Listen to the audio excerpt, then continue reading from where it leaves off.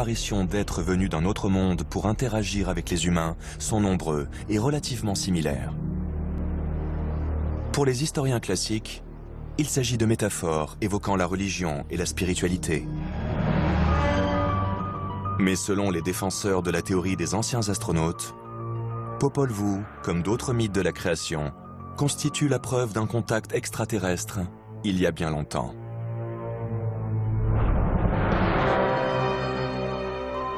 Si l'on en croit la traduction des hiéroglyphes trouvés dans plusieurs cités mayas, Kukulkan, ou le grand serpent à plumes, serait le dieu qui aurait apporté la connaissance aux Mayas.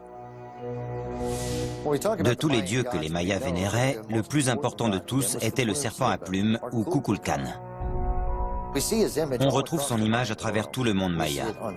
On le voit sur les pyramides, gravé sur la pierre. Et celui que les Mayas décrivent comme un serpent à plumes pourrait aussi bien être un dragon chez d'autres. C'est ce qui nous pousse à croire qu'il serait descendu des cieux. Les Mayas vivaient dans la jungle. Ils savaient très bien que les serpents ne pouvaient pas voler. Mais celui-ci le pouvait.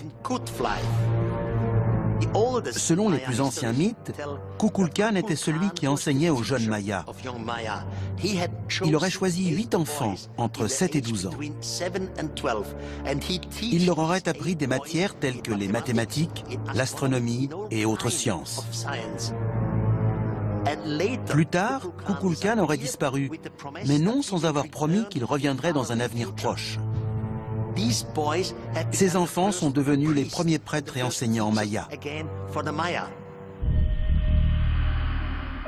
Certaines légendes racontent qu'il serait apparu sur la côte du golfe du Mexique sur un radeau fait de serpents et qu'il aurait répandu la connaissance.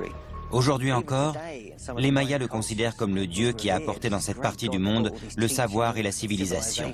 Mais personne ne peut dire avec certitude d'où il venait ni qui il était réellement.